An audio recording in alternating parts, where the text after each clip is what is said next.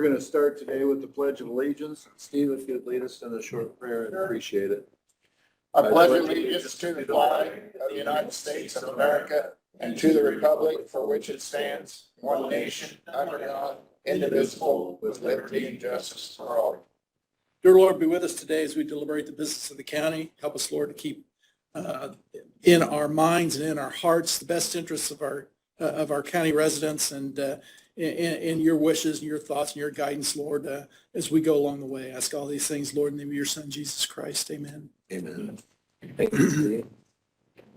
All right. Have you had a chance to look at the minutes from November 28th of 2023? I have, I'll make motion, 7 minutes.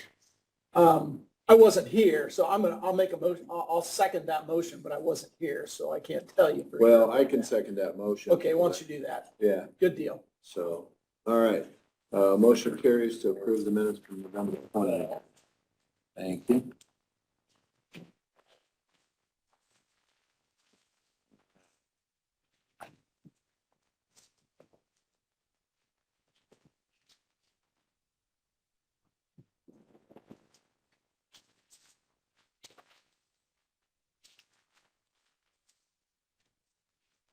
We weren't sure where you were. Some people said Florida, some people said Ontario. I misread Orlando for Ontario. In the middle, when the weather starts to turn colder up here, you can bet if I go anywhere, it's warmer climate. Okay. It will be warmer. Okay. We just had you all over the place. Wow. Tony, what do you got for us? Let's see. First thing is I emailed to you all the clerk's monthly report. You would like to put that into the record. Okay, did you guys have a chance to see it? I did. All right. Make a motion to enter that into the record. Second. All right. Thank you. And we have payroll claims. The payroll claims are in the amount of $360,846.26. $360,846.26. All right. That's a pretty typical number. So moved. Second. Motion carries. Thank you. We have the payroll time card approval, which is the department heads for you all to see the time cards and so forth. Payroll time card approval. Make a motion to approve those. Second. All right, motion Okay. carries. Is that it? We have allied health insurance claims weekly. And the amount of the weekly health insurance claims, $20,480.93. And medical is $20,517.68. We had voids of $36.75. So the total was $20,480.93, and I did sign off on claimants being verified. So $20,480.93. Any questions on that? No, make a motion. Second. All right, motion carries to approve claim list presented. Okay. And the final thing that I have, I'll try to do this quick because I know Brad Yoder is getting ready with his letter opener to, might get carpal tunnel today with all. Accounts payable. And the accounts payable amount is $1,082,076.34, 1,082,076.34. And as you probably saw in there, the jail bond payment was made. That was $652,000 of that. There was a $174,000 IT payment. So those two alone were quite a bit of it. All right, any questions on any of the claims individually or in total? Nope, I think Tony's already answered the only question I had, so I'll make a motion to approve the claims. Second. All right, motion carries to approve the claims. And to follow up with that question, I double checked that is indeed probation. That is what Good deal. that is for. Thank you. And that is all that I have today. I think the other two things Ed's gonna bring up under his time. Tony, was the IT amount 417? You said What? IT was 417,000. No, Oh, how much? 174,000. I got the wrong, 174. Okay, wrong order of the numbers. This is what you get. But Kelly wrote her own sign. It was the library appointment. Oh, Kelly sent her things that she wants signed. So if you don't mind, you guys If you- sign there. That's the big, There's two of them. 46, If you wouldn't 26. mind signing those for her, that would. all right. All right. Yeah. You've already approved it. It just. He wants. These are the appointments for Kelly for the library. They got approved already. She just wants her own original copies signed. That's the medical. Okay. So 489. I think Steve and I signed them last week, but you weren't here, so it's just. And that was the copy that I had that I sent to her, but then she sent these in the mail asking that they also sign those for her. Yeah, so. Anyway. Then I'll just get all of that later down there. Try not to lose it. Yeah. Have Jim and Eric keep an eye on it for you. Don't let anybody take those papers away, Eric. Oh, yeah. Oh, no. Yeah, don't let anybody Oh, go. no. Hands off. Brad always comes up here, tries to steal them. Yeah, Yeah, you showed it, yeah. yeah, keep an eye on Brad when he comes up so he doesn't take. Yeah, I don't know Former whether engineer. that's engineer Brad or, yeah. I signed my name beside yours. I guess, yeah. Yeah, that's what, yeah, just sign it beside. Get it there. They don't let. Former acting engineer. He used to sit in the top line. He had two jobs, he moved back to back. Well, we can lessen his name tag now. It was this long.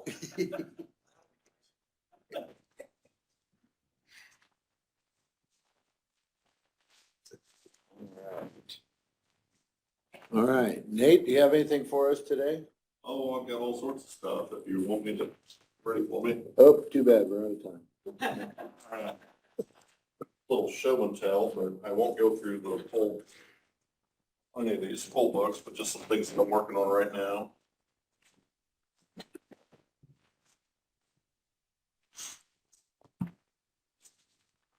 Well, thanks, John. Notes here.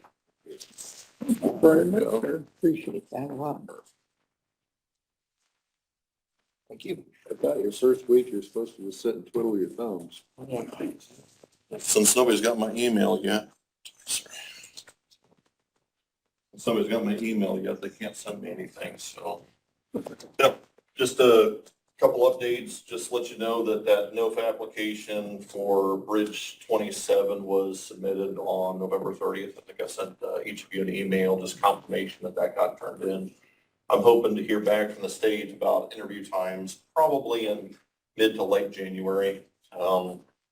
We should know sometime in March, maybe April, as far as any notice of award at that time. So just got a timeline of what's going on. So certainly I'm optimistic that we'll have a good shot for Tell me, funding on that tell me again project. what NOFA stands for. Notice of funding availability. News. So it's just an acronym that the state uses. I'll end up throwing those out. So absolutely catch me if I use too many of them because the state uses plenty at different times. Update for you here. I've been going through the small structure inventory. That's what I have here in this blue book. Did a page turn of each one. This was done back in 2017, completed in 2018. So that's the date on this, early 2018. I've just listed a number of the smaller ones with blue tabs and all the ones that I'm concerned about here with pink tabs. So I'm going through that list right now. That's a lot of pink. That's a lot of pink tabs. So I wanted kind of a little show and tell here. Those are things that I'm a little concerned about. So Brad and I were out looking at a few of them already last week. My intent is I've sent, and you got that list of all those tabs on that paper as well. I've requested watershed acreage from the surveyor's office and Ethan with GIS, just to kind of see what data he can give me so I can confirm sizes, once I've got a chance to get sizes down, I need to update the budget, which is kind of what this empty binder is right now, is going through my Cume Bridge budget for what's left this year, what's going into next. Do the pink tabs mean you're concerned about the actual bridge itself? Most of these are actually culverts. A lot of them are pipes, and many of them are fairly small. So I want to get some action on them because there's different ones with different life expectancy. Now that's very much estimated by the inspector. So some of them are past their life expectancy, but I mean, that just kind of got par for the course. They're being very conservative. So my plan is to try to prioritize a number of those very quickly. We're going into the winter, so it's kind of late to start cutting the roads to do replacements, but I'm going to try to get a pretty good budget laid out as far as pipes that we can order, how many can we get done, put a priority list together and update that, because it's not, these don't fall under your bridge asset management plan. They don't fall under your culvert inspection or your countywide bridge inspection agreement that's with BLM. So these are kind of, they're often forgotten structures. So I'm putting some priority there because I think there's a need here even over some of the bridge projects that you have right now in the works. So I just wanted you to kind of see where I'm at with that. I'll keep you posted as I get a little further along, but I've sent a lot of stuff out here the last week asking for information on what we've got back. So Is there going to be anything you think that you foresee changing the weight rating on these bridges for as far as school buses and snow plows? I'm going to look at some of these. I've got a meeting with the inspectors, the company Jansen Spawn that did this next, I think it's on the 14th, so it's going to be late next week. Before I have a chance to kind of meet with them, identify, because they did not do load ratings when they did these inspections. It was a condition only. So they did not do calculations as far as load ratings on these. So I'm going to have to kind of have discussions with them before we go through and start posting anything. But I want to try to address it before we have to start doing postings and upsetting bus routes or trucking operations in the county. So I don't want to do that, but obviously it's kind of the par for the course. It's part of the job if I have to. Okay. So you will know as soon as I do any critical issues that we've got with them. I don't want to do another inspection contract because they're fairly expensive to do. I think there's plenty of work to do. So inspecting, it's only going to add more than a list. So I'd rather get started on as many of these small ones as I can with the money we've got in the budget. Saying that, the next part I've got is just consulting contracts. Obviously, on all your agreements, you have Brad listed on those. I'm kind of assuming the role is on the consulting contracts as the point of contact for BLM, USI, BFNS, Silicon. Those are the firms you're working with. So I'm just assuming the role as your point of contact for the county on those. I have sent notice over to USI on their 3 rehabilitation contracts that you have. I don't have those listed here, but you have 3 contracts for bridges for rehabilitation. I've essentially put a pause on that. I'm not saying it's suspended, but it's probably by the contract terms suspending the agreement right now. There's just, based on what you've got in your budget for 24, those just don't fit right now. So rather than spend money on design services that we can't construct in 24, I'm going to have them pause until we can do a review of the design. There's a few things in the cost estimates Brad and I discussed that I'm not confident that we want to try to do in the project right now. So I want to meet with them and their design project manager and make sure that it is what you want. So some of them are over, I think 2 of them are over $500,000 in rehabilitation cost. Is that just for design or is that for the whole? That's their early construction estimate. So there's some things in there I need to go through, but rather than spend money for them to spin wheels and then me make them redesign part of this and then ask for supplements, I'm like, just stop right where you're at right now until we have a chance to catch up on those. So If you stop them, will we still owe them some money for what they've done? what they've done has been kind of paid up to date. I did ask for whatever claims for time up to date, and then we'll have to have a meeting before we resume any work. But at least what it does is it stops them from invoicing us for any time over the next few months until we have a chance to go back. Okay. So it's the only way I can kind of stop the spend at that point, and then I can figure out where we want to try to go. And that won't void any of the contracts? No, It'll just. that's that you've got that language in the agreement that allows you to suspend it and then resume that back in. So we shouldn't have to start over with anything. It's just wait until we're ready. That way you're not wasting time. Good. Just something I felt needed to be done on that. And as you got questions, Steve, I know there's some things that we want to work with EDC, so we'll get to those next. So Very good. appreciate it. Let's Brad next, because I was going to help him cut those envelopes if you're ready. calls on me or not. All right. I'll move all this stuff out of the way and then come right back. Brad, it wouldn't be a meeting without you. Well, I asked for reinforcements today.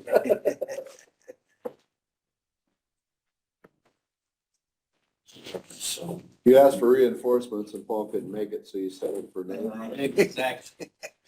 it's just like cut my- So what I'll do is while he's starting to open them, I do have a couple other things. I got a couple permits. So the city of Burnett is replacing their water main from their well field on 000 up to their water plant. So they're going to install a new 12-inch water main. Not sure if you're all familiar with that. 000 south of 700 South is where their wells are. Going all the way up 000 before the Eastview Apartments and cutting across the road to go to their water plant. Went out and looked, and their old mains are right there already. And they're going to be fine where they're going. They're basically going, they're not taking it out, but they're going right over it. So it's in the same trench. So I didn't see any problems with it. So they gave us 2 permits basically from, their well field to 700 South and from 700 South up to south of the apartments. And like I said, went and looked at them. I don't see any issue with it. They're going right back to the same place almost, so.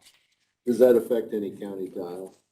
I mean, it's my Unless kind of chance. if they run into it, or no, there shouldn't be there's no like big county tile, but if they hit a tile coming through, they should fix it. That's part of the agreement. What will they do with that 12 inches there right now? Leave it. It's still in use, so they'll leave it. Yeah. Another one of those abandoned utilities, basically in the ground, so. And I'm not sure, did I say it was Cooley Contracting out of Winchester, doing the work for the city of Burns. So yeah, I did not see any problem with it. So you need something from us? The motion to approve. No, they don't need anything from us. They're gonna take care of closing the road. They're gonna call the sheriff's department, us, bus garage, you're gonna do all that. So, Do they have to approve the right-of-way permits? what's that? You said they were right-of-way permits? Yeah, these are right-of-way So permits. they do need to approve those? Yes, they need to approve. Okay. All right, I take a motion to approve the right-of-way permit for this. So move. Second. All right, motion carries. Thank you, Brad. And then while them are going around, Oak Woods, we all know what's been going on there, that whole situation. It's paving is done, the edge stone is down. And I came to you guys and we talked about, the sewer district couldn't afford to pay for the whole thing. So we're chipping in to get it done. And in their process of tearing out the old pavement, the old concrete, there's a lot of places they ended up going deeper than what they had thought they would to get a good base. So I don't know yet. I haven't received the invoice, but I just want to give you guys a heads up. There's a good chance it's going to be more than what they'd originally thought. Well, we had committed a specific amount though, didn't we? Yeah, so basically they had estimated the project to cost $975,449. The sewer district was going to come up with $800,000 of it. And then we were going to pay $175,449 to, part of it they didn't disturb.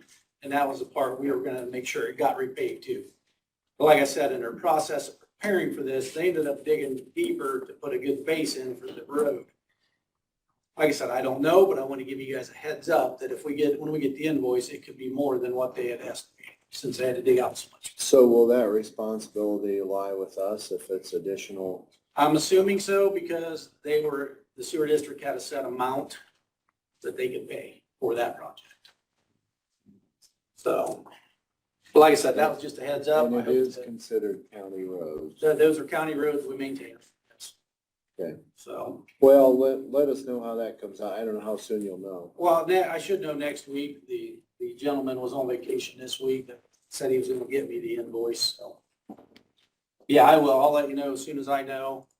Now, I will say that I feel by doing that, they did it correctly. Rather than going in and putting in a shallow basin, it was gonna be soft. They dug it out deeper, so. I'll have to drive through there again. Yeah, go through there. The edge stone's there. They still got some dirt work finish up.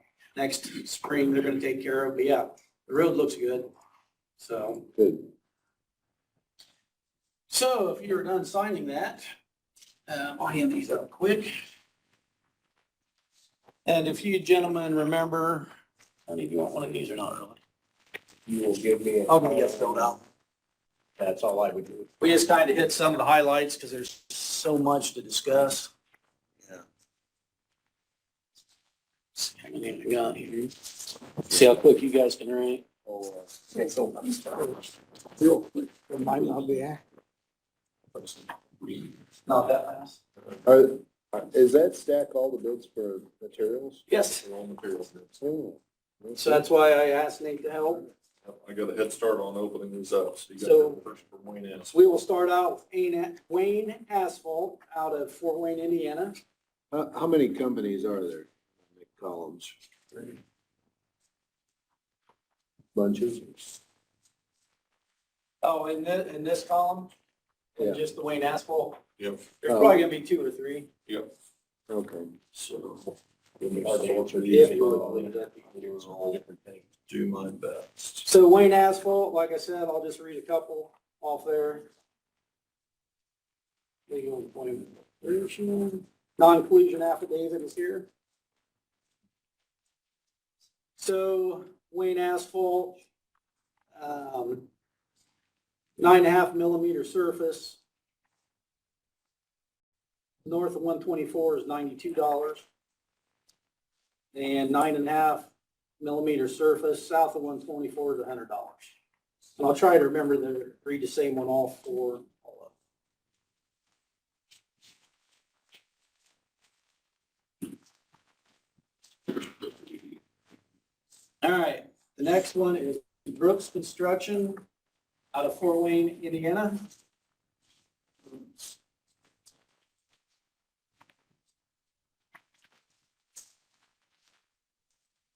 And I have their non-collusion.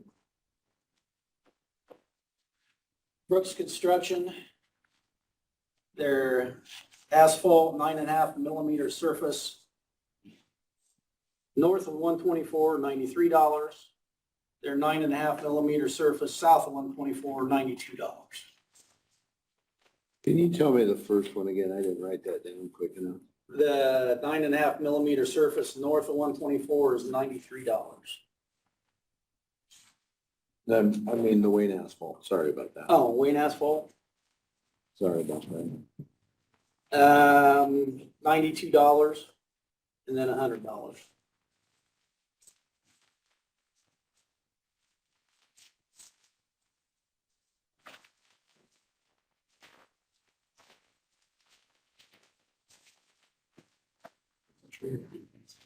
E&B Paving out of Fort Wayne, Indiana. 9.5 millimeter surface, north of 124, $89. 9.5 millimeter surface, south of 124, $92.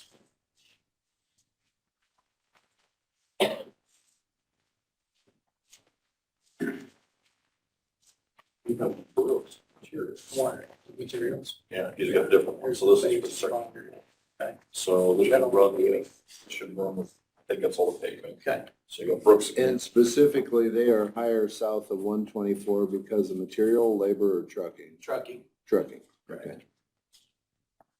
Basically, the only place is Fort Wayne to get Oh. asphalt. Good. 93 and 92.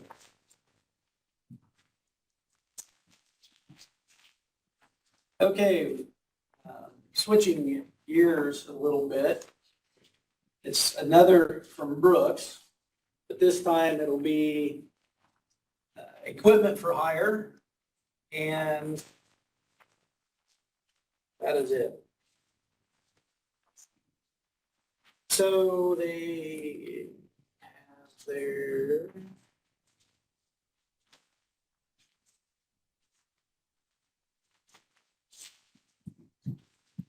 non-collusion. And there again, I'll just give you a couple of the pieces of equipment that we know will be on most of the jobs. So an asphalt paving machine, $581 an hour. Is that the emulsion, slurry seal, and microsurface? No, this is just for equipment for hire. Right, I'm looking for that on Number five. number 5. Okay, gotcha. You found it. And that was how much you said? $581 an hour for an asphalt paver. And then, we'll just look at the hydraulic broom because the broom always is out there following that, $168 an hour.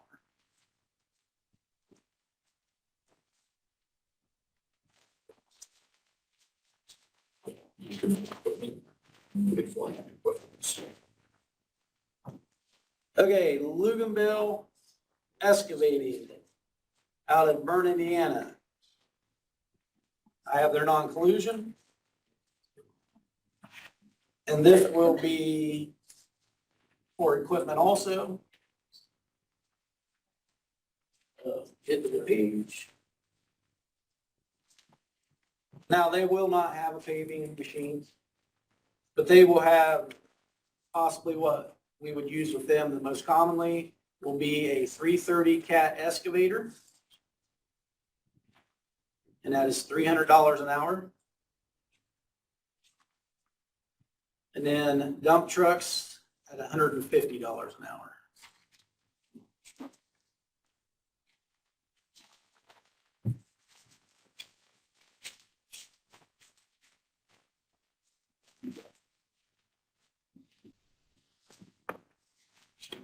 Two different sets of bids.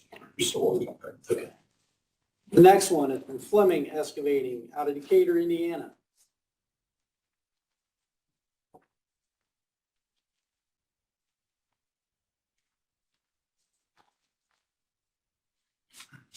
Brad, did they quote these per hour with an operator?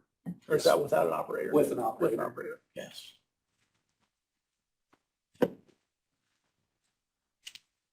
I have their non-collusion. There again, I'm going to go with relatively the big excavator.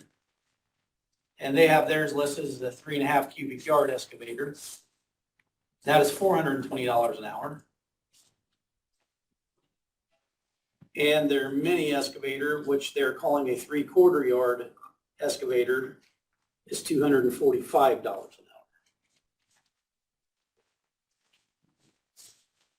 This one's got equivalents and some of the asphalt first. Okay. So you're- We do not have a mini excavator at the highway department. No, not yet. Okay. And that will be approached with you gentlemen someday, so. So if you're ready to go on to the next one, it will be KBL Transport out of Portland, Indiana. And I have their non-collusion. KPL. And there again, this is on the equipment side, the hourly equipment.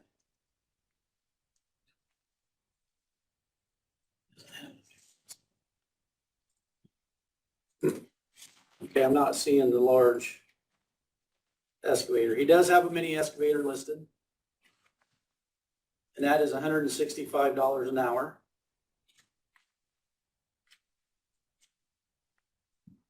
Yes, yeah, 325B. And there again, I did find a bigger excavator. Cat 325B will be $175 an hour. Then he also gave us a price for asphalt. If you gentlemen are ready, read those numbers. That's still on KBL, Yes, this is still KBL. okay? So asphalt, HMA surface, 9.5 millimeter, north of 124 is $200 a ton. And also asphalt, HMA surface, south of 124 is also $200 a ton. Wonder why the difference?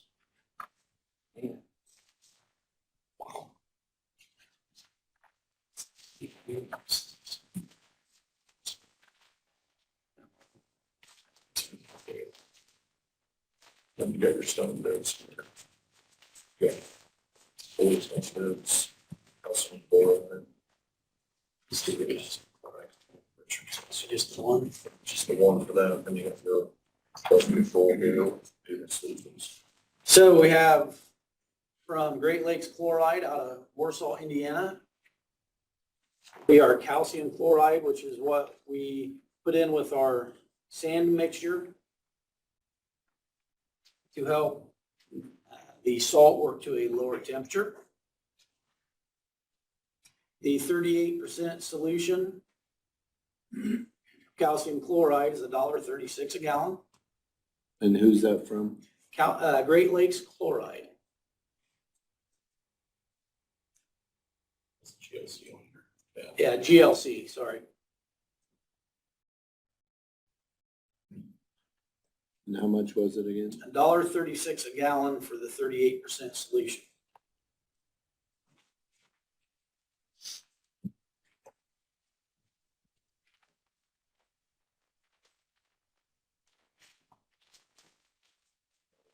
Solutions for this.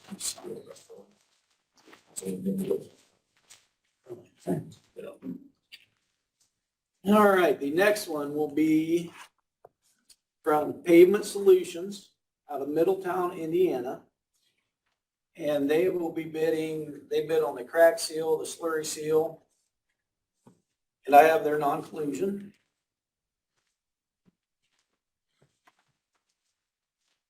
And their slurry seal price is $3 a yard. And what we will use them more for normally, the crack seal product is 80 cents a square yard.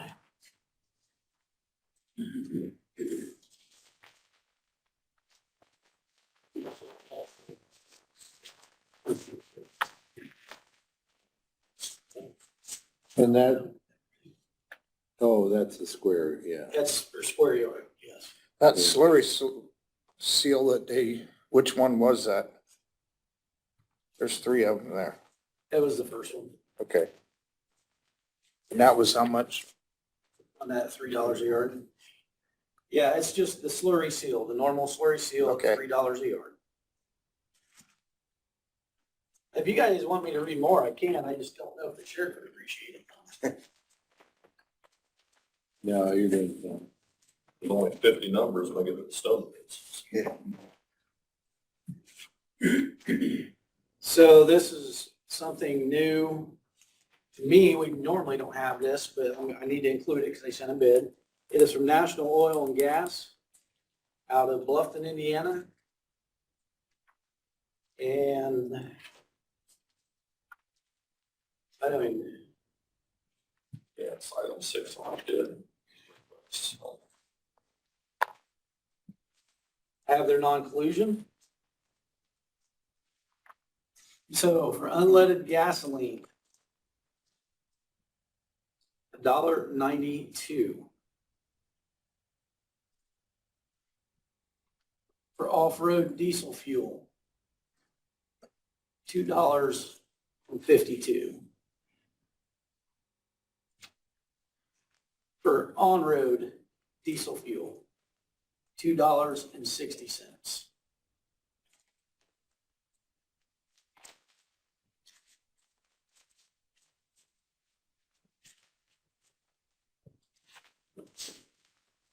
it's a whole stone, but it's not Stone Street or Rock Creek, sorry. All right, so if the gentlemen are ready, we will go on to the gravel limestone, and natural gravel are the aggregates. So back to the diesel fuel and gasoline, they would be competing with co-op. I mean, we typically buy. Yeah. So, and basically what it is, and, you know, we've talked with Mark and Clayton about this a little bit. Every time we need fuel, we still send it out that, hey, give us your price.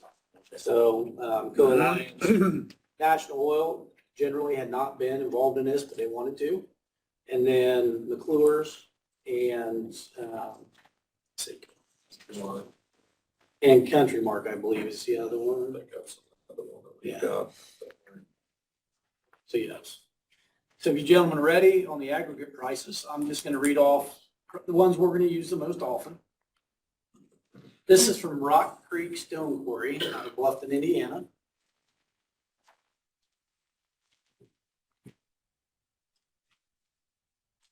And I have their non-include. Number 73 stone, price per ton, $7.35. Number 53 stone, $6.85 per ton.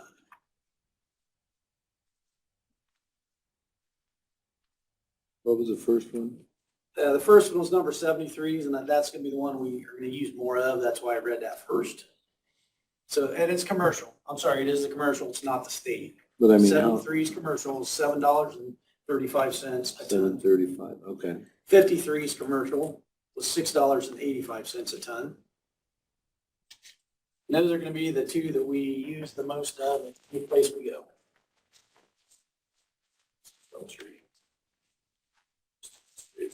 The next one is from Stone Street Quarries out of Hoagland, Indiana. And I have their non-included.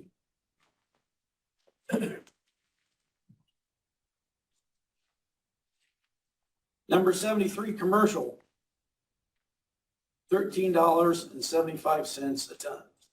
Wow. Number 53 commercial, $13.75 a ton. And there again, that's delivered. No, that's us picking it up. That's good. That is us picking it up. On both of them. On all these, yes, that is correct. Wow. The only thing that would ever be furnished would be asphalt, when they do asphalt jobs. Stone, Seems like if I remember right, Stone Street was always higher, quite a bit. But sometimes in the north end of the county, it makes more sense to. yeah, and yet there again, correct. And I was going to mention that, but yeah, typically every year we go ahead and we get all these in, we accept all the bids because yes, whatever we're closer to is where we're going to go. So the next one is from IMI Aggregate out of, Fort Wayne? Huntington. Out of Huntington. And I have their non-collusion. Yes, it is. I'm just double checking. I don't want to read this. The number 73 commercial, $12.75 a ton. The number 53 commercial, $12.75 a ton. Mine's got a Bluffton here as well. Okay, so this is the, it says Bluffton. This one's, they're just one. Oh, they're both one? Yeah. Okay. Come on. We got Stone from USA, but you also have another here for that. So go ahead to your Stone. Okay. And then come back to that. So the next one we have is from USA. U.S. Aggregates out of Bluffton, Indiana. And I have their non-collusion. Their number 73 commercial stone is $11.45. Their number 53 commercial stone is $11.45. And then they also provide our winter mix that we fill potholes with. And we will pick that up at their quarries. That is $130 per ton.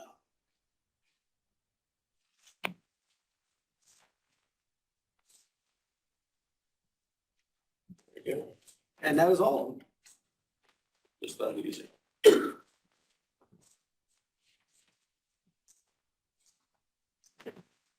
That was $130 a ton. Correct.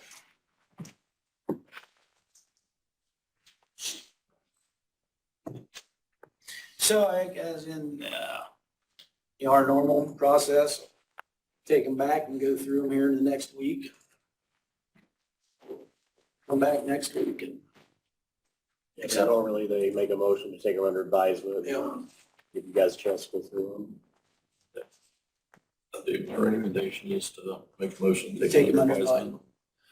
So move. Second. All right, motion carried. And that is all I have.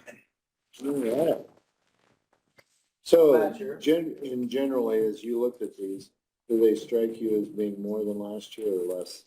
Actually, no, they're a little more, but not much. Not Yeah, too if much. I remember change. right. Yeah. All right. Very good. Thank you. All right. Thank you, guys. All right, is Rick here? He's over there. There he is. One and only.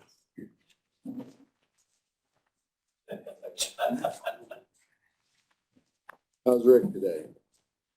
Good. Good. Just want to give you a few updates. But I want to start out by saying, my condolences to Joe Swartz. You may know him as Joe H. Construction. Yeah. Passed away over the weekend. Okay. Joe is, he dropped a lot of things and just came right to the county and helped us. One thing comes to mind, he did several things. COVID was in. He got those plexiglass floors. remember that. That's another thing. We moved the servers from the jail and they came over and we had the heat issue. He came right here and got the concrete poured. But did a lot of things for the county. He'll be missed. Well, I appreciate that and appreciate you recognizing him. Couple updates. Last week in Superior Court, I had to change out 2 circular pumps for the boilers. We weren't getting any heat up in probation. That bill came out to $1,510.29.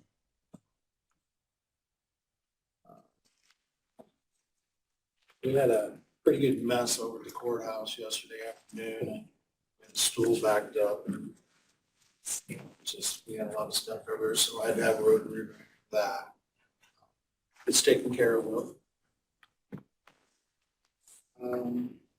So that heat, those circulating pumps, is that out of Cume Courthouse then, that you'll pay that? Yeah, I would take that out 1138. 1138, Cume Cap? Yeah. Okay.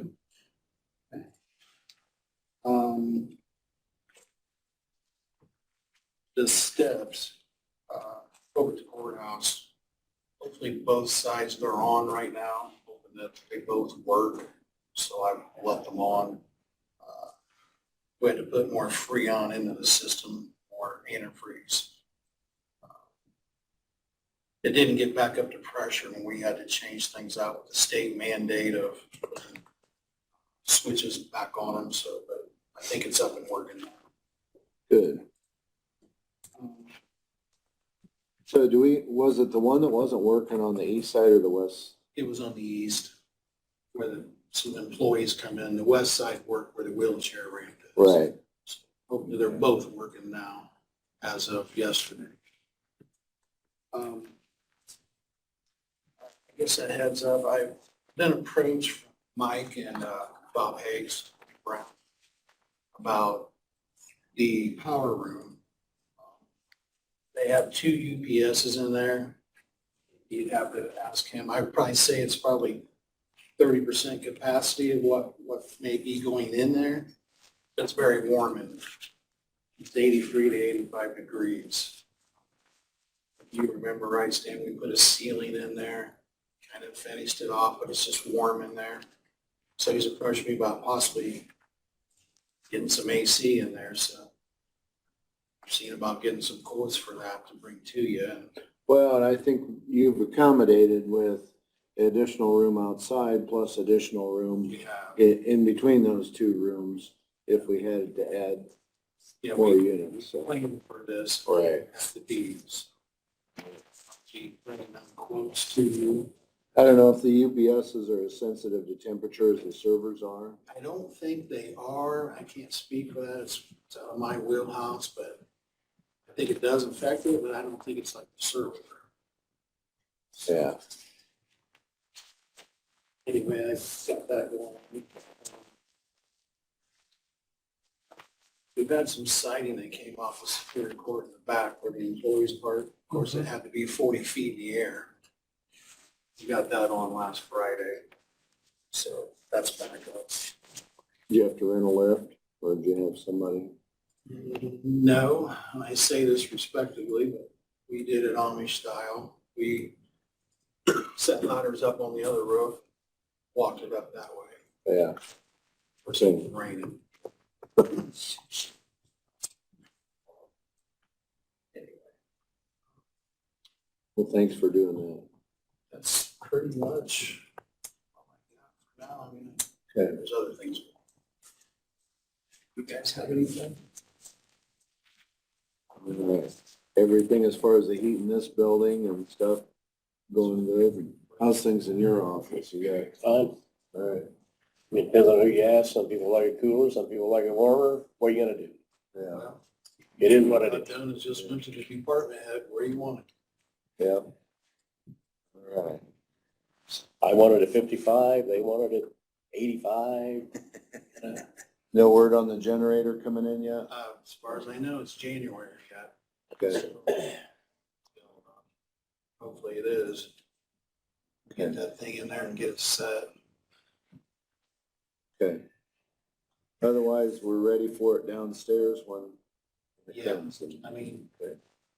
we'll have to get the wiring ran down the alley. There's all the conduits, but they'll have to run the wiring down the alley. They didn't do that because they didn't want it out there hanging out and being exposed. Yes. And back to the server room, you know, because we're gonna run 2 sets of servers concurrently until we get everything switched over. Yeah. So will that room need more air conditioning too, once that happens? What we're gonna do, I think we're okay with it. I just was going over this last Friday. We're gonna put 2 more, we're gonna put another cold air return in there in the wall when those 2 electrical panels come off.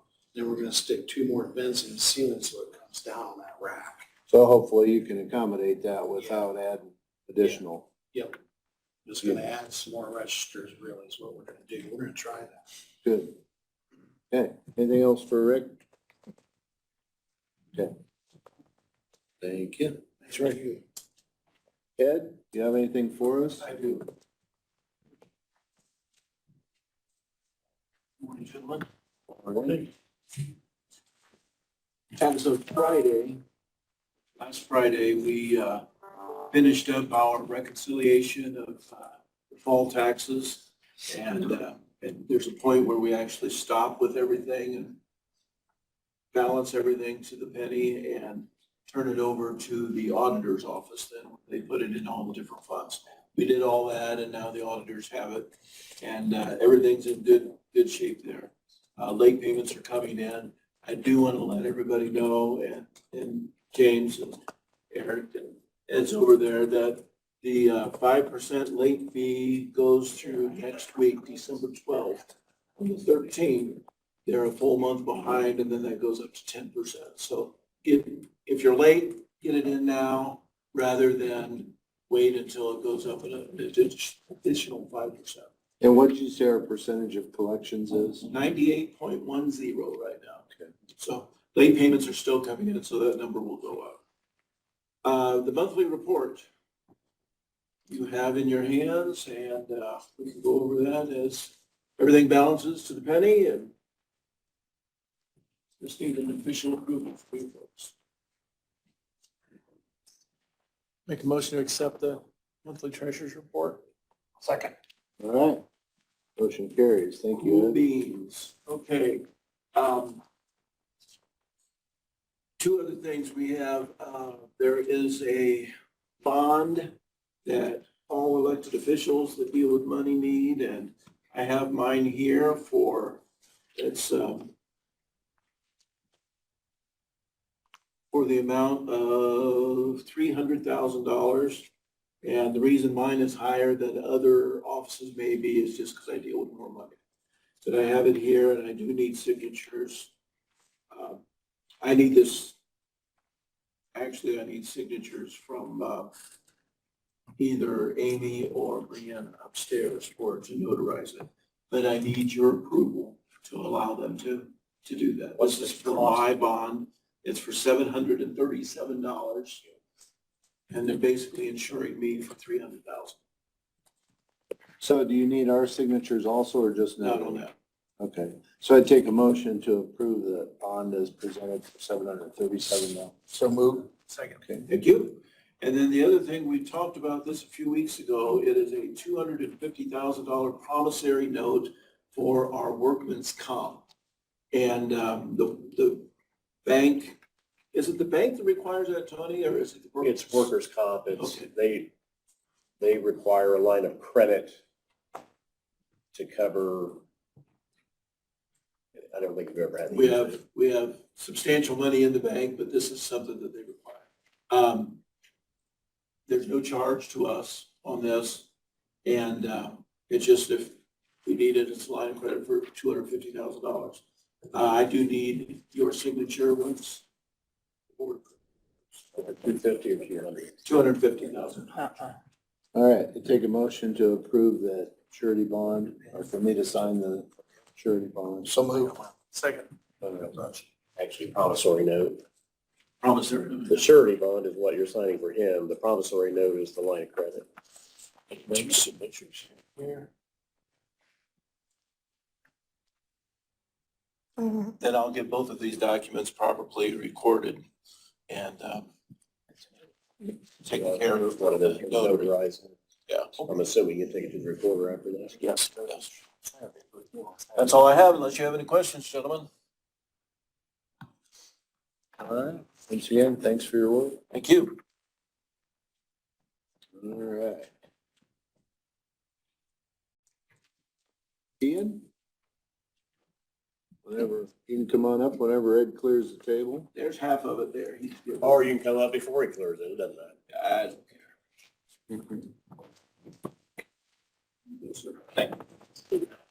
Morning. Morning.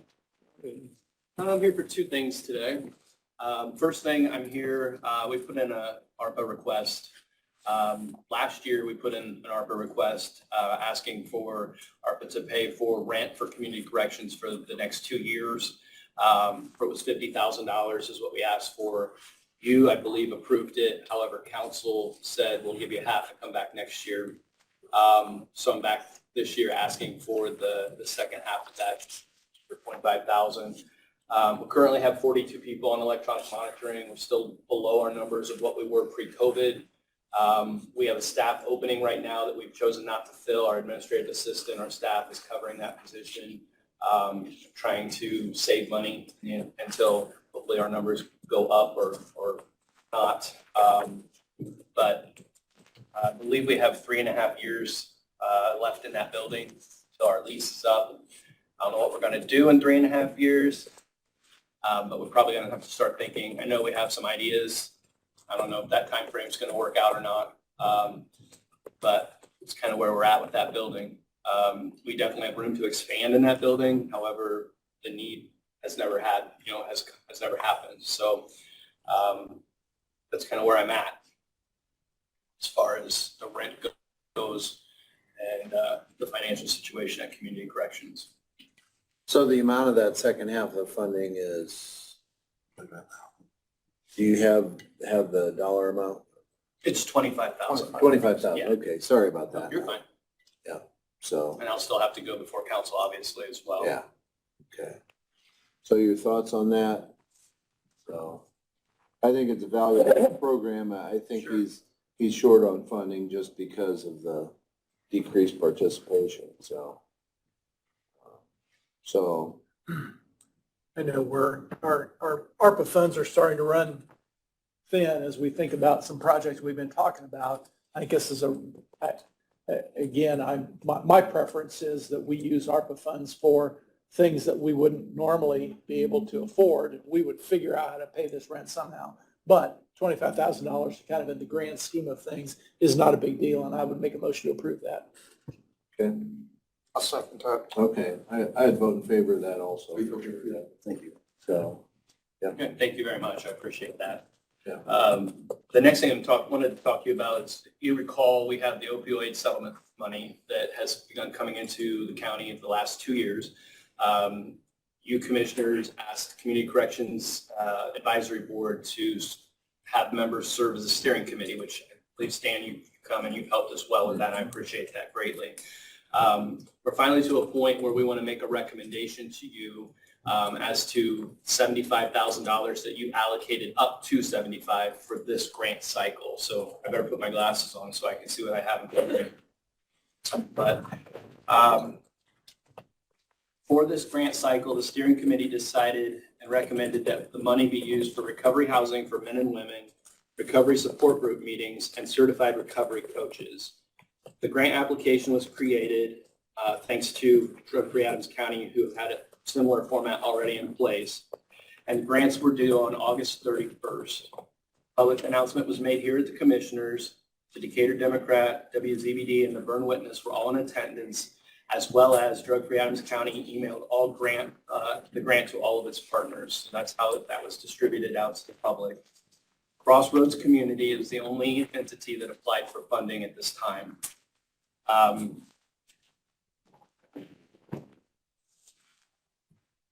On November 9th, we met again as a committee, and in attendance at that meeting was Kim Hyatt from North Adams, Steph Bieber from Community Corrections, Ann Razzo from the city, Stan, and myself.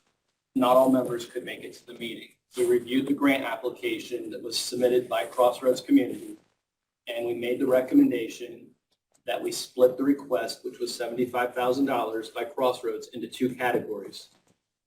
Conditions for that would be that $37,500 be allocated to be used for housing for Crossroads. They must provide the commissioners proof that they have a purchase agreement or required permit for use in the purpose of a recovery home and or a lease agreement for recovery housing in Adams County. They could use this money for purchasing a property, paying a mortgage or rent, paying utility costs from a home or a rental, home supplies, staffing, and transportation. But before any money would be allocated and would be released to them, they would have to provide the commissioners proof that they actually have a facility up and running. The second half of that $75,000, again, $37,500, was to be used for providing services to residents of Adams County, including recovery support groups and or recovery coaching services.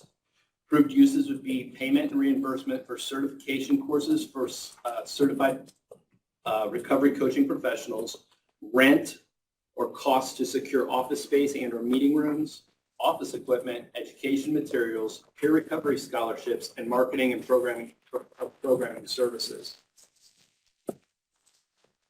Again, they must provide proof that they're open and up and operating. It's my understanding, I've not seen it firsthand yet, but it's my understanding that as of last Monday, Crossroads Community opened an office in Burn and are actually now providing services in Adams County. It's not a residential, it's an office space to my understanding, but that's where they're starting at.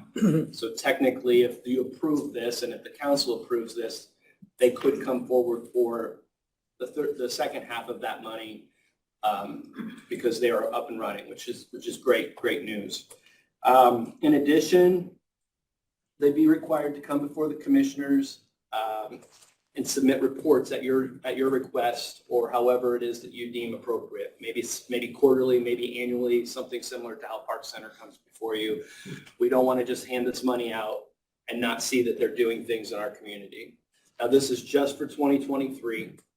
2024, when you receive the next installment of the opioid settlement, if you decide that you want to continue with this format, the opioid settlement committee will come back together and determine where that money could best fit the needs of Adams County at that time. It may be the same thing. It may be something different, but this is a great thing that we're able to do. We're very proud and excited for that's money to be used to help with addiction and such in Adams County. Questions? Ian, can you refresh my memory? The amount of money that we've received so far and the amount of money that we expect to receive going forward? I have a handy dandy form that I think you'll keep until 2038 when this money is dried up. I don't do things. Now, I haven't heard from Bree for a few weeks, but We I have not don't received believe we the second received the installment. complete amount of 2020, We have not. 2023. I do want to say a couple things about the committee. One of the things with Ann Razzo participating, she's not participating as a city attorney. I asked her to participate in the opioid steering committee based on her previous experience with rehabilitation and her current interest in rehabilitation. So she's serving not as a city attorney, but as part of our contribution to the committee. That being said, I also want to say that I appreciate her working with Ian to put this recommendation together. Absolutely. And both of those were fundamental in developing that recommendation to us. So I appreciate that.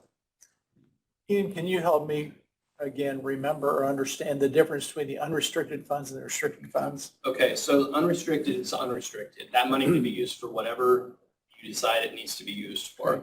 Restricted, there's a packet of specific items that the money can be used for.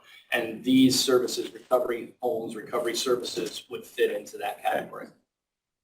So just round numbers, we would have 165,000-ish from 2022 and another 30,000-ish from 2023. So approximately 200,000, and we're looking at committing 75,000 of that. So not nearly even half of it is what we're looking to commit today. Correct. And I think that, whatever you decide to do in the future, that gives you a little bit of play in the future when we come back and say, how much are we going to allocate for 2024 and so on. Right. We'll have more than just, because as you can see, it's quite less every year Right. on, so. Right. So yeah, the future is open as far as, how we want to handle that in the future. So. But yeah, as far as approving, this request based on his application, I mean, we looked at it and he submitted a very complete request as far as services. He also submitted a proposed budget. And so, that lined up with Yeah, appropriately. I know he's so. still looking for houses. I'm not sure.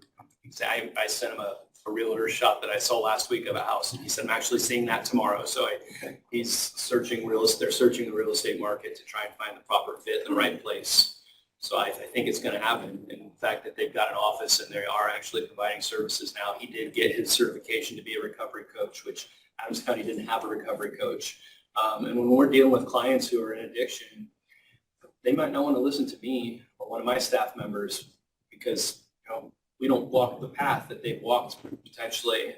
So to have someone, a recovery coach that is in recovery to talk to is a huge, huge thing. And so to have someone, and it's to start, something that could be big for Renee and his organization, I think is great.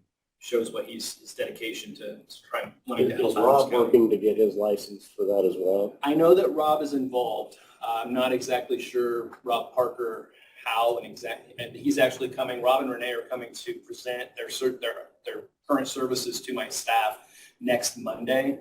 Rob works for,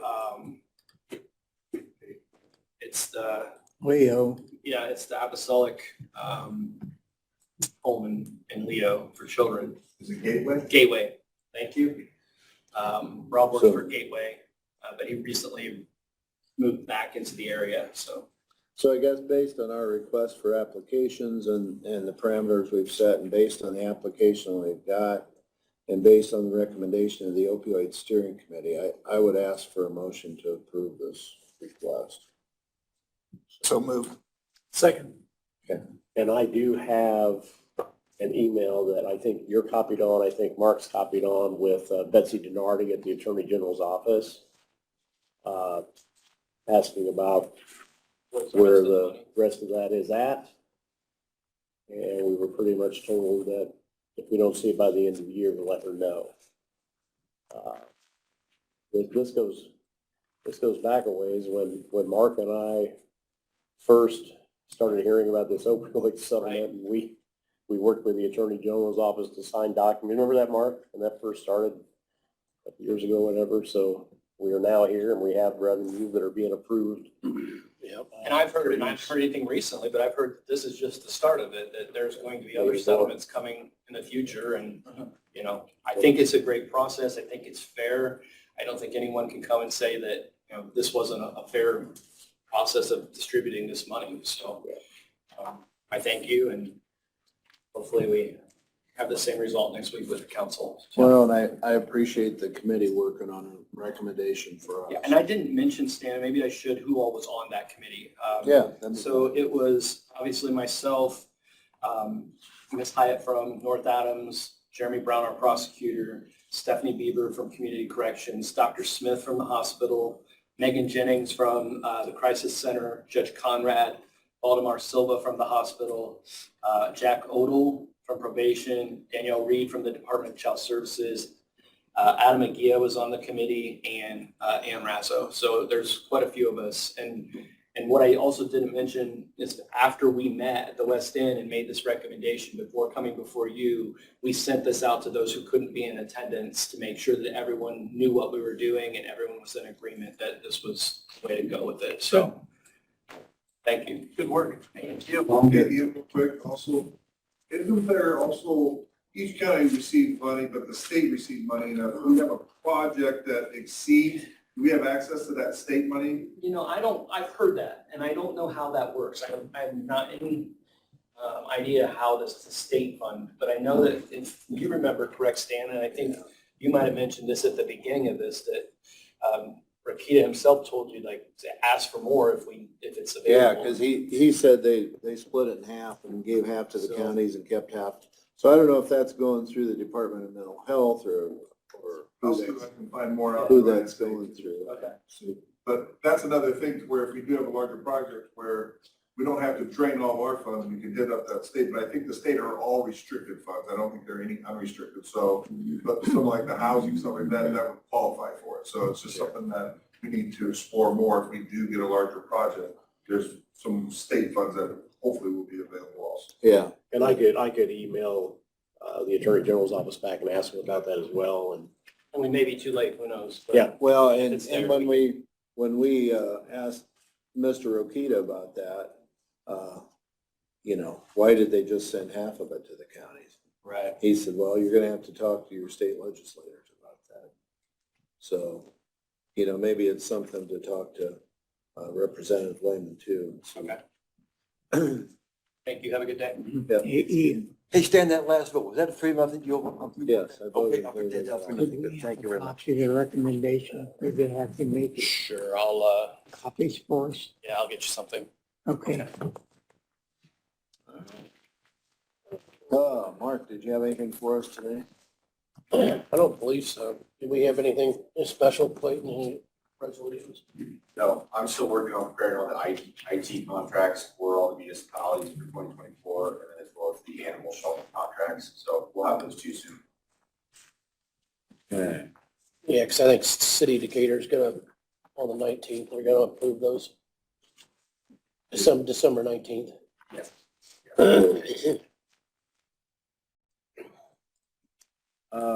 Couple things. I don't know if there's any progress on getting closer to closing on the property out at Northwest.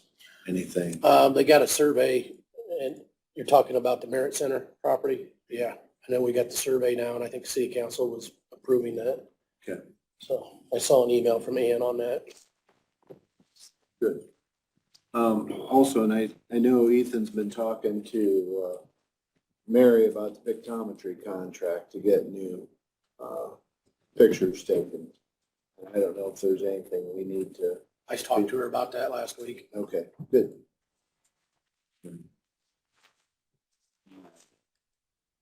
More than that.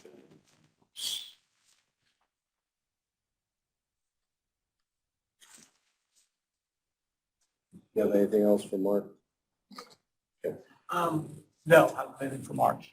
Okay. Shannon, did you have anything? Right now.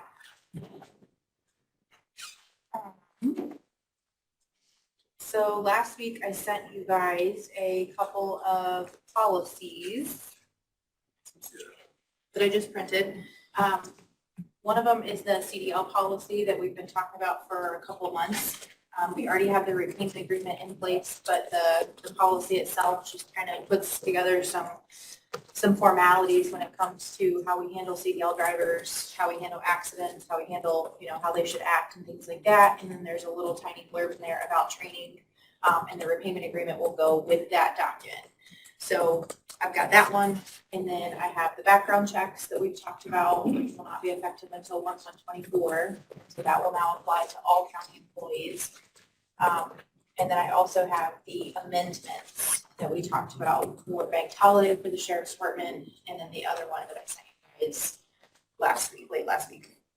So do you have any questions on any of those? Under the amendments, Yes. okay, I'm just looking through those again. The Adams County Personnel Policies and Procedures.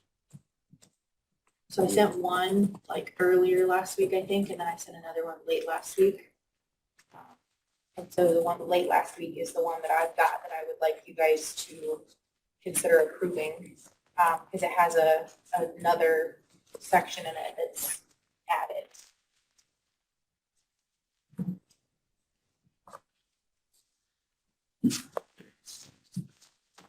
Talking about the section on firearms and weapons policy. Yes.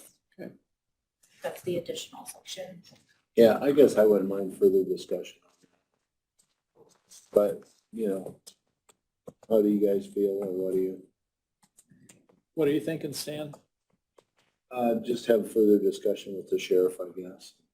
Okay, so you don't want to approve that today, or your preference would be if to we not could- approve that today? And it's kind of up to you guys too. I guess I'd be in favor of tabling it, but with some further discussion, but,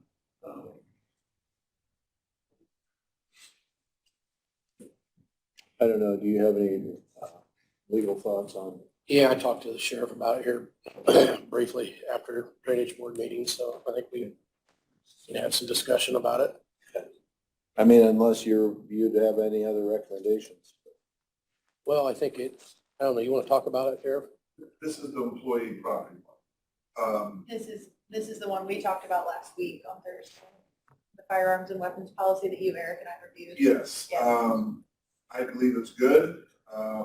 She first had in there on the property, which I had to change that because state law allows it to be kept in a locked, out of sight in a vehicle on property, it just can't be in the buildings.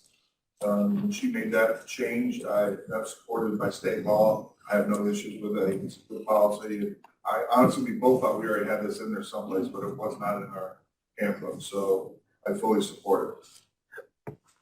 Then, And this is not the policy in regards to, this is only county-owned buildings with county employees. It's not anything else. And then honestly, it's very standard across all the counties that I've been in, visited, stuff like that. They all have it in their hands.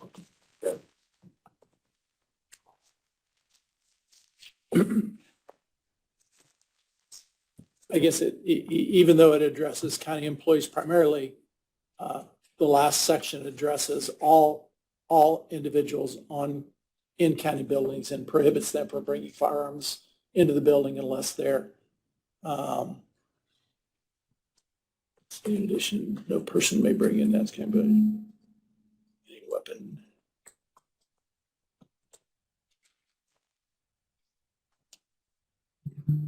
under item D, it says in addition, except as otherwise noted. Is there any explanation to accept as otherwise noted? So if we were to amend this, and you guys were to give written permission to someone, is what I take as accept otherwise noted to be. Like if you were to have some kind of other policy or documentation where you said, hey, this person by these three commissioners, by the sheriff, whomever, is allowed to bring, this type of item into the, county buildings, that would be accept as otherwise noted. Yeah, because it also includes their vehicles, so that's why I wanted to see. I suppose it's legal to have them in the vehicle locked out of sight. That's state law. But in item D, it says, in addition, except as otherwise noted, no person may bring into Adams County government buildings or possess on Adams County government property any weaponry, including county-owned vehicles. So that's our property. So, So, yeah. do you not like that? Would you rather we take out vehicles? I suppose if there was an instance that would allow for written exceptions, like say if there was an employee that would like to come and ask for a written exception, that we would have the opportunity to hear that and make a decision on that. I don't know if I mean, as far as vehicles, I guess, I would like to see the opportunity for us to hear written exceptions. Okay. So the other part of this amendments document is the banked holidays, which is not super pressing that it gets done today necessarily. So if you guys want to, we can table this and we can talk about it more and make some revisions, and then I'll bring it back to you again if that's okay. What do you guys think? I don't Hey, want to. Stan? Yeah. Well, one of the exceptions, like we've talked about with County Highway, using one of our rifles for a nuisance animal, that'd be like one of the exceptions. Sure, You actually have to travel with it. So that would still be allowed because you've given that authority for those reasons. Yeah. That's kind of what that is there, to where if you do want to make exceptions, you make the exceptions and then it's okay, it's not breaking the rule. So in addition, except as otherwise noted, somehow if we could include the opportunity for that application in specific circumstances. That's what that means, is otherwise noted. So Yeah. if someone wants to, they can come before the board and you grant that permission, and that's where it falls under. Yeah. The policy says the following policy will apply to county employees who are not otherwise authorized by law to carry firearms and weapons throughout the course of their employment with the county. I think that could say not otherwise authorized by law or the Adams County Board of Commissioners to carry firearms and weapons. I think you could add that, and then in that case, the Board of Commissioners could consider any specific instance. I like that. I like that Yeah, change. I like that too. So I I think think that just, addresses your concern. I think that's I hadn't simple. thought about that. I was unaware of that. But I think that simple addition would take care of it. You all right with that, Shannon? You can just add. That would keep everybody from coming in with a 6-gun on their hip. So are you good with the rest of it? Okay, any questions about bank holiday policy? I think, does that kind of affects your deputies also, is that? Bank holiday, Yeah. it affects the entire sheriff's department, yeah, and we've talked about that. at We've had length. private meetings, we're Yeah. good with it. You're good with that? Yeah. Good. We're gonna do one of these. It's always hard to write policy that affects every employee in every situation, so I appreciate your diligence on. So the other one that I had was the background check policy. That's a duplicate of the one that's already in effect at Golden Meadows, and it's just formatted for all county employees, which would be effective January 1, 2024, even if. Is that all future employees or all current? Future. Future. Yep. new hires. I guess I would make a motion with that one change to the firearms and weapons policy that was just proposed by Mark. I would make a motion that we approve all three of those policies as presented. Amendments, background checks, and CDL. Right. You already printed it. What about the firearm? That's included in the That'd be amendments. 4. No, it's on the amendments. That's handy.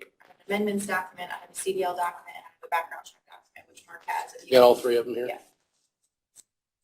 So I need a motion. I take them. Okay, we've got a motion. I'll second that. You'll second that? Okay, very good. I'll vote in favor of that also. Thank you.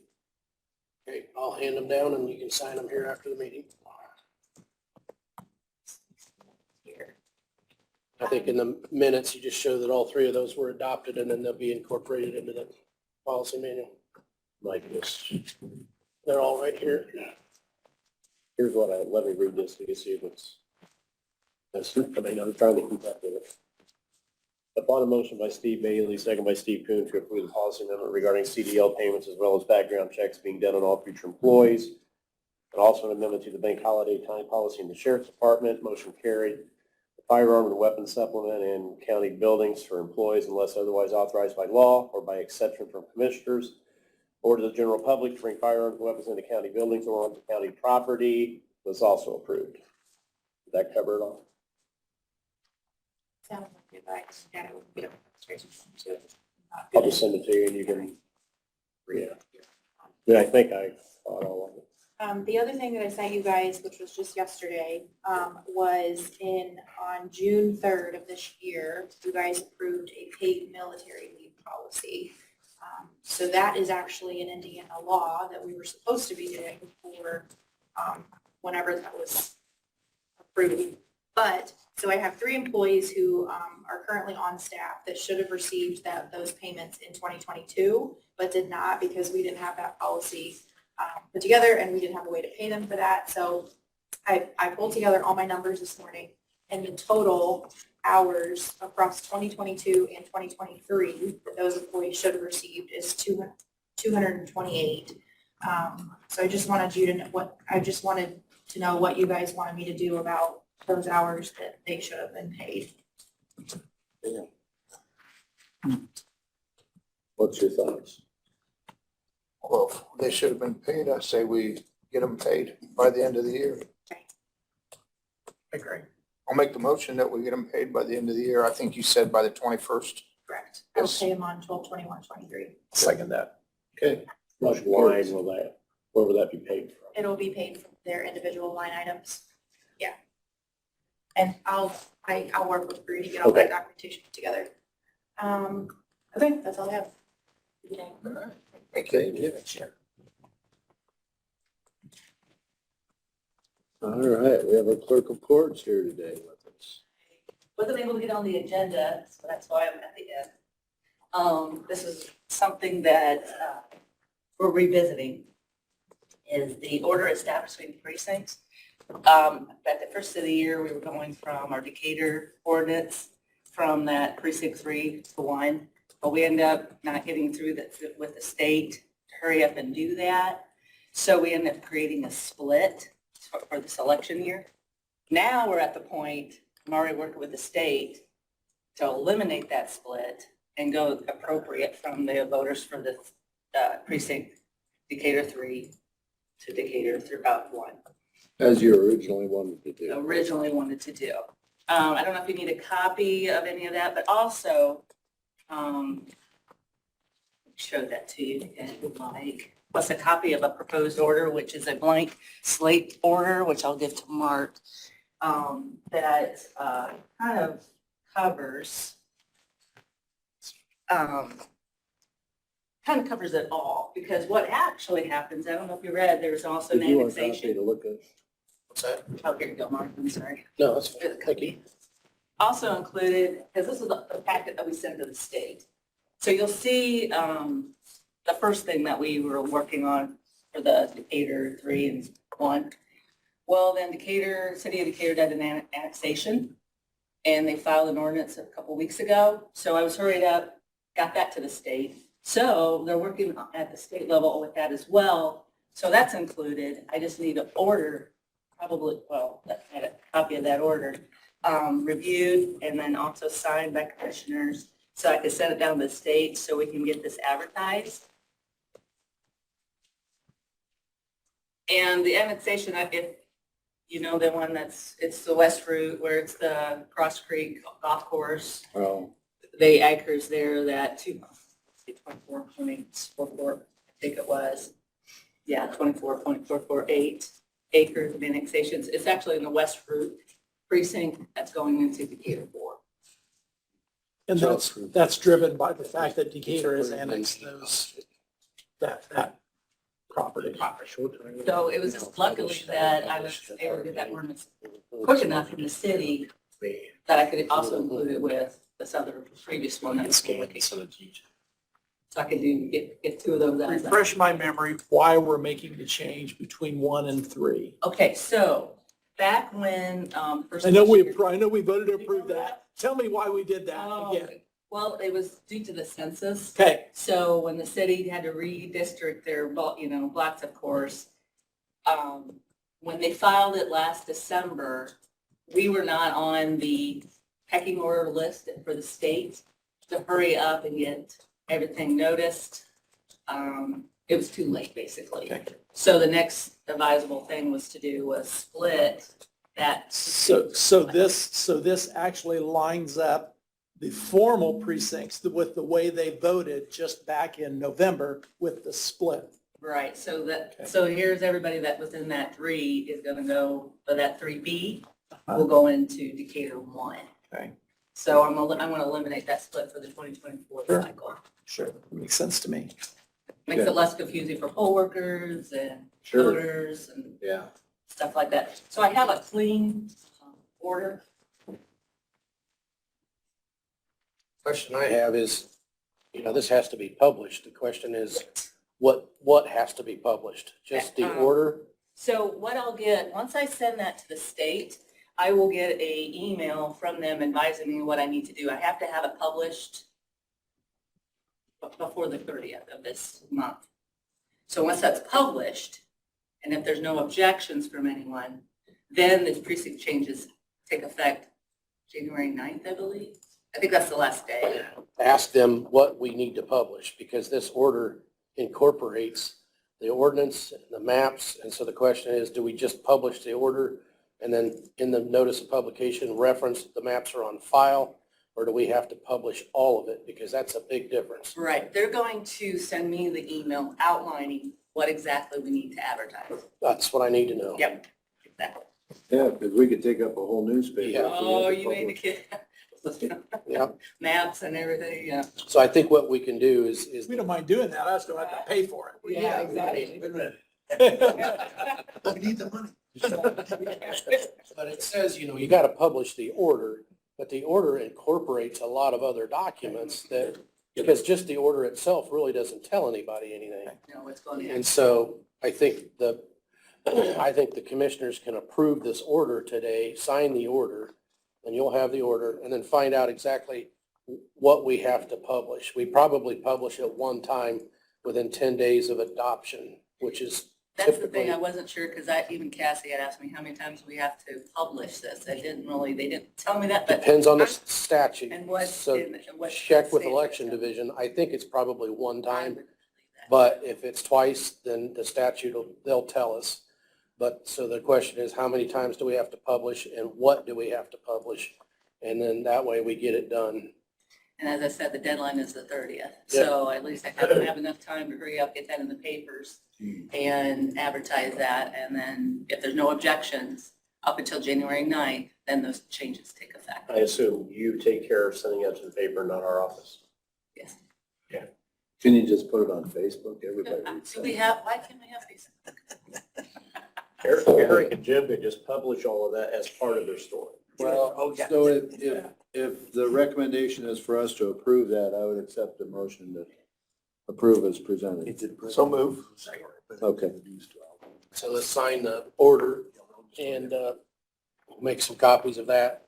And then I think probably what we'll do, when you find out exactly what we need to publish, let us know, because I think we'll do a notice of publication as in addition to the order. Yes. And then in the notice, it'll say, this order's been approved, reestablishing the precinct boundary lines.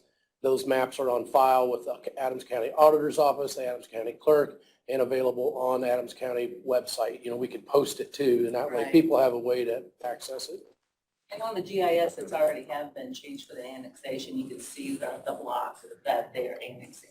So it actually does show Ethan was already on that, and he'd already had made sure. So with getting with the state to try to follow the same lines. So obviously it looks like the city's already approved it and signed off on it, so this will get you moving forward. I'm glad that they gave the annexation when they did. Well, those are Shannon's. All right, very good. So, All right, sound good? thank you. Anything else for our clerk while she's here? Yeah, I didn't get this mess up. Any thoughts on where we're at with talking about storage and digitizing of your records? So this morning, I just went ahead and I copied Tony, the amended ARPA application. Okay. It's under commissioners. It's up to the commissioner's discretion, as far as, and then I put in the application, what the money's, I asked for the same amount because I wasn't sure how much remodeling, if we had to do that for a facility, what scanning as far as, I mean, we know what the scanning is on my department, but other departments as well. So I just put a listing of what these funds would cover. So I sent it to Julie Marie. I know it says, Tony said they were already, I don't know if as an amended one. The council originally approved the 500,000. Right, so. Commissioners have not. And I think they asked for an amended thing, which you sent today, which they haven't seen yet. No, I have not, I didn't copy. And I handed to all of you, And it was, if I recall, it wasn't the amount that was the issue with approving it. It was the scope of the project. Right. So So we run that scope. if your amended application reflects that scope, I would certainly look for a positive. Policies. And as I said, I put it under commissioners. Yeah. So, But, yeah. All right, very good. so yeah, I passed out to you all, and actually I think it was emailed to you as well, where everything is at with ARPA, assuming this and assuming that. Those funds are starting to slip away from us, and I don't want that to slip away step from away. us. That's actually, Mr. Stan actually said something to me, and I'm like, well, I've been so busy with elections, so I haven't had a really good I opportunity to know, I hear revisit, so. Yeah. Well, we'll see how your fall goes this next fall. I already called it the monster, so. Thank you very much. Very good, thank you. Yeah, you would have had it on that too, Mark. So that was where we're at. Anything else from you, gentlemen? I have one thing, I guess I want to discuss, speaking of ARPA funds, Okay, as you know, and we've talked previously, we have a subcommittee and a group that's working on revising or creating a new Adams County land use plan or Adams County vision, comprehensive land use plan Yeah. as a part of more of a broad county vision plan. One of the things that I had no clue about was kind of how that process works, how it might work, and more importantly, what it might cost. So the group met with two individuals from LaGrange County who's recently gone through this process. And we have a meeting set up next month with a group from Wabash County who has also recently gone through this process. One of the things that was a bit surprising to me was that we found out that LaGrange County had spent the process took about 18 months in their world. Not sure how long Wabash County will have taken. But one of the things we found out was that they ended up spending right at $200,000 to have in consulting fees and over the 18-month period for a consultant to assist them with writing this plan. And I know that in my mind, it's something that I know we will struggle finding $200,000 in the county operating budget to get this work done. So speaking of ARPA funds and having those funds beginning to dry up, what I would like to do is to present to council at next week's meeting an ARPA request to set aside up to $200,000 in ARPA funds for this countywide vision plan creation. Again, at this point, we haven't even sent out an RFP or know really what the process is. LaGrange sent a request for proposal to several firms that provide this kind of consulting service. And then they selected, after an interview process, they selected a firm to utilize through the process. So we haven't sent out the RFP. We don't really even know what that RFP might look like yet, but Either way, it sounds like you're gonna. either way, it sounds like we're going to need some money. Now, I know that there are some grant funds available or might be available for this planning process, up to, I think we heard up to $60,000. But that funding cycle has closed. There'll be another funding cycle that will open up in the spring, we believe. So with this process taking time, we believe we can get some grant funding that will assist with this, but kind of to earmark some ARPA funds to help us with this. I would like the commissioner's approval to go to council next week with this concept of let's set aside some ARPA money for this plan creation up to $200,000. So that's kind of my thought at this point. What do you guys think? Yeah, I think somehow, I mean, we knew it was gonna take money. We didn't know how much. We did. Still don't know how much. No. But I think probably a big part of the expense will be the consulting firm, whatever you choose, probably. Excuse me. So, but I think that's probably gonna be a pretty valuable part of the whole process. Yeah, I do. We could never get it done without some outside assistance. It's just too big of an undertaking for us to try and do on our own.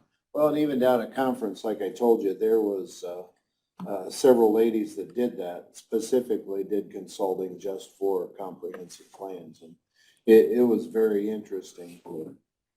We know our comprehensive plan is almost 30 years old now. And I believe that we have an obligation to Adams County to try to vision what the next 30 years might look like versus continuing to look at and base decisions on a vision that's 30 years old. Yeah. Steve, if I send you an ARPA request form, could you fill that out, get it to Julie Marie and myself, and then Absolutely. we'll send that up to council? Yep. And I'll turn that around at today. the next I know meeting, that. Yep. you guys can, Good deal. I know there are several resolutions she's bringing in case they approve what you guys already have, but there's 5. Okay. At least. Steve, you know, in LaGrange County, did that include their unified development ordinance? Because I've been going to those meetings. I went to one last night, and they've been working on that for the last 18 months. And so I think it might have included not just only the comprehensive plan, but the development of their unified development ordinance, which merges really the plan ordinance, zoning, and building into one ordinance.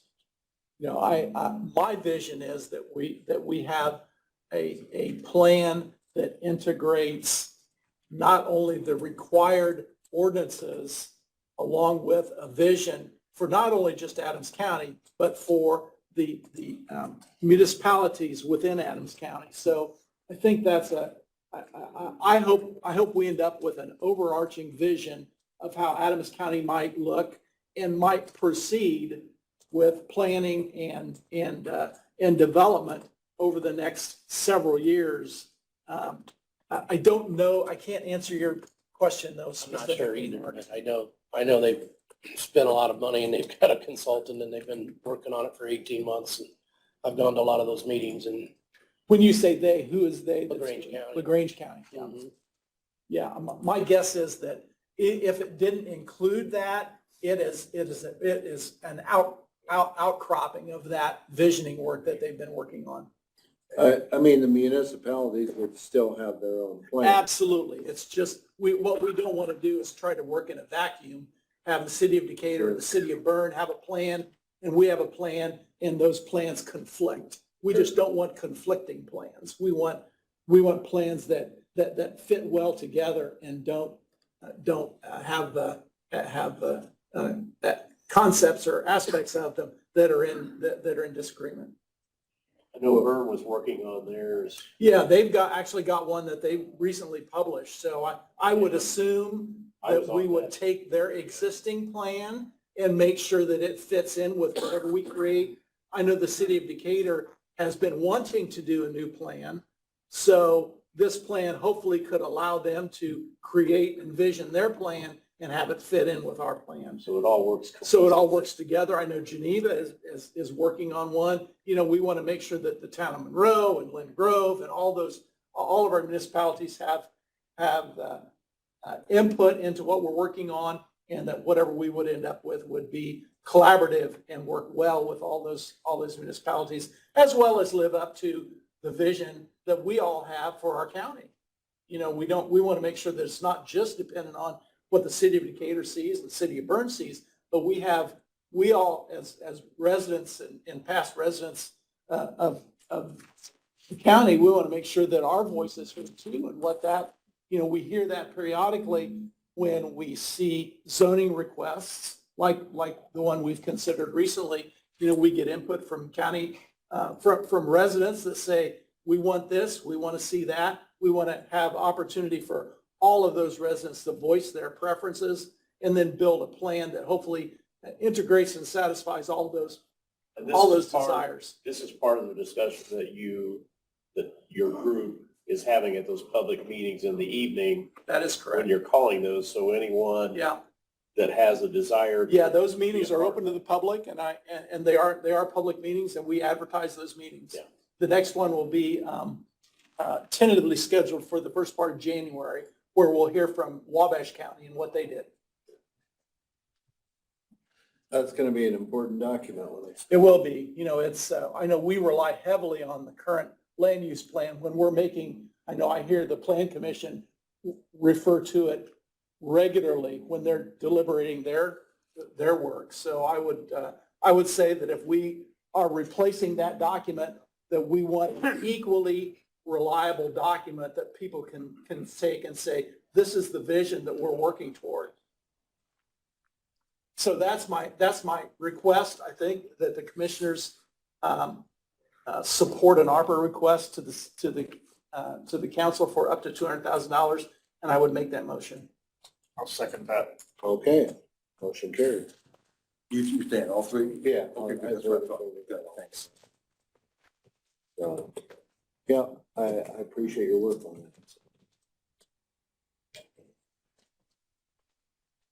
that. We had a letter for an appointment from Wabash River Heritage Corridor Commission. I don't know if that's something we need to. Is it? It's not that we already did. That we already did. Yeah, that was, Steve worked on that. That was Randy Lehman and, Laura Schwartz. And this is actually for, and I think it might be for one of us. Oh, is it a different one? Is it? Yeah, I think so. If you want to look at that and see. Because it almost sounds like, you know, as far as which of our commissioners are going to be participating. So I'll let you look at that and see.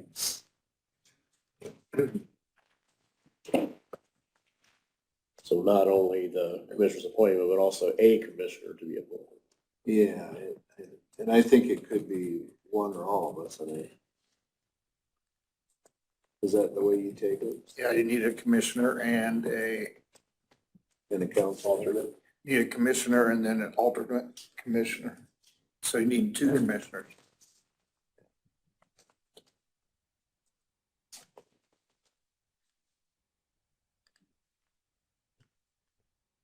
And probably just fill out that same information. It is. It's the That you same had to on the other information. ones. And then we have a paper here that the commissioners have to fill out. And then we'll file that up there with the other appointment. You can make a copy for us when you're done. What is this?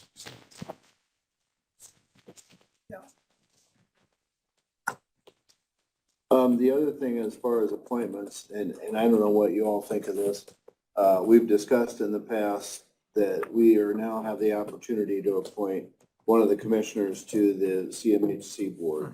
And initially, we had appointed Danielle Reed, who was not able to serve. So in discussion with other commissioners, they're still saying, hey, you guys can put a commissioner on. So I don't know what your thoughts are. I know we've kind of held off on that in the past because we were in the process of considering a complaint with the state. We got somebody volunteering right there. Yeah. So, and if it's appropriate, if you think it's appropriate, I'd be willing to serve on the CMHC board as our representative. So thoughts on that or discussion? I think you'd make a great representative, Stan. So, Obviously, you've been more involved in that than I have been, and I think that probably than either one of us have been. And if you are willing to, I would certainly appreciate that. well, I know it's one more obligation to stack on top of all your other ones, but. yeah, I was needing another meeting to go to. But anyway, I think it's important, you know, like I said, in discussion with other commissioners, you know, it's important to have a representation on that board. So I don't know what your thoughts are, because like I say, I don't know that we're still in that same mindset of, we're getting better response from Parkview now as far as our services, and kind of out of that disagreement area. What's the actual board that you're gonna start, what's it? Community mental health centers. I think it makes sense to have the commissioner representative on that board. Yeah, Steve, did you put that in form of a motion? I didn't, but I will if Stan's willing to serve. Yeah. Okay, I'll make that motion. I'll second that motion. All right. And then what about the Wabash River Corps? You want to wait a week or do you want to do that now?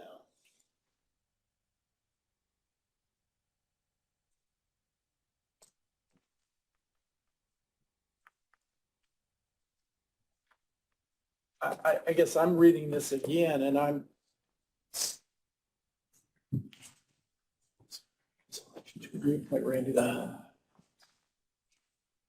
I'm not seeing where we need to, I guess maybe I need to read this again closer, but I'm not seeing a need to appoint a commissioner. The letter indicates. So maybe we don't have to do it. The letter indicates that they are requesting, I'm asking for your consideration to reappoint Randy Lehman. Well, that then is what we've already done. We've already done that. Okay. Yeah.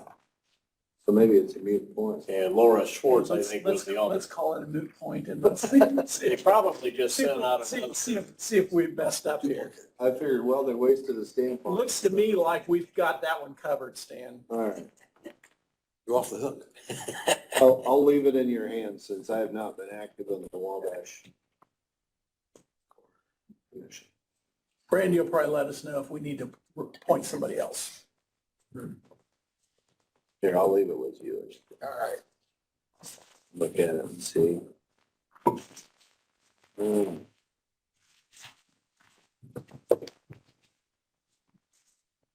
Other than that, I went down to Commissioners Conference. That was a good conference. And so I would really encourage you and Nate and Brad also to go down. They have a track for engineers and highway.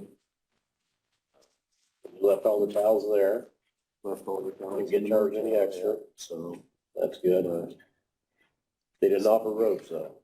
No. Hotels are cheapy. but it is a good conference where, you know, with 92 counties and 3 commissioners in each counties, you get a real broad range of what everybody else is dealing with and what we're dealing with. Some are similar and some are completely different.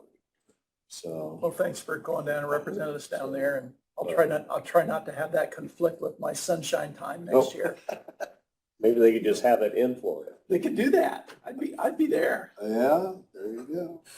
So, but anyway, all right, I don't have anything else. Anything from the general public? Okay. No, if you want to come up and kind of introduce yourself. My name is Jared Gerber. I'm the one that submitted the bid for National Oil and Gas. Oh, okay, I didn't do the bid, and that was my boss, our CEO, Ralph Mosier. okay. Just from the bid being submitted or introduced, it, I think, kind of surprised some people, so I felt compelled to say a few words. Oh, okay. So, I guess we're a company that is not from Adams County, originated in Bluffton. We've been in business for over 80 years. And we do have a very good presence in Adams County with our business. I think we have a bulk plant within a couple blocks here at the railroad, actually here in Decatur. We have a bulk plant in Bern, right along 27 when you go into Bern.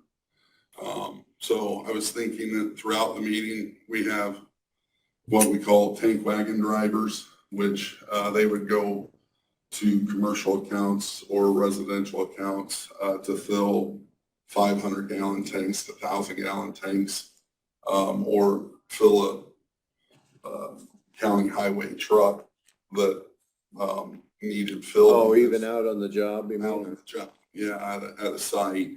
We have 4 of those guys that live within Adams County. I know one, his bulk plant is up in Monroeville. I'm just trying to give you an indication, we are local, even though we're Yeah, not from sure. here. We do transport loads to, I think, 4 convenience store gas stations in the area. So we are, even though we're not based in Adams County, we have a great presence here. And we'd like to earn your business. I think we can provide good service.